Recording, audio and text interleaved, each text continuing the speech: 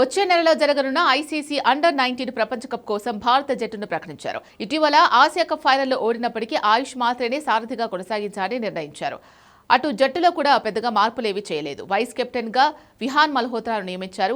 యువ సంచలనం వైభవ్ సూర్యవంశీ కూడా చోటు దక్కించుకున్నాడు. ప్రపంచ కప్ కంటే ముందు భారత జట్టు సౌత్ ఆఫ్రికాతో 3 వన్డేల సిరీస్ ఆడనుంది.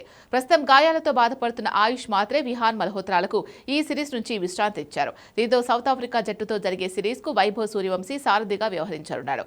ఈ వరల్డ్ కప్ టోర్నమెంట్ జనవరి 15న ప్రారంభం కానుంది. ఫిబ్రవరి 6న ఫైనల్తో ముగుస్తుంది.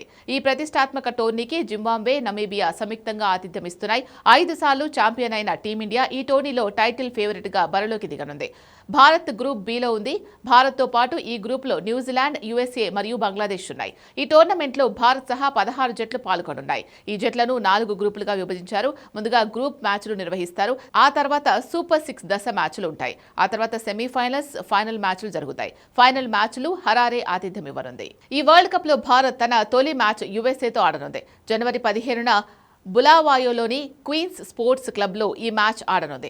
ఆ తర్వాత కూడా అదే వేదికపై 17న బంగ్లాదేశ్తో, జనవరి 24న న్యూజిలాండ్తో టీమిండియా గ్రూప్ మ్యాచ్లు ఆడనుంది. కాగా అండర్-19 వరల్డ్ కప్లో టీమిండియా ఇప్పటిదాకా 5 సార్లు ఛాంపియన్గా నిలిచింది.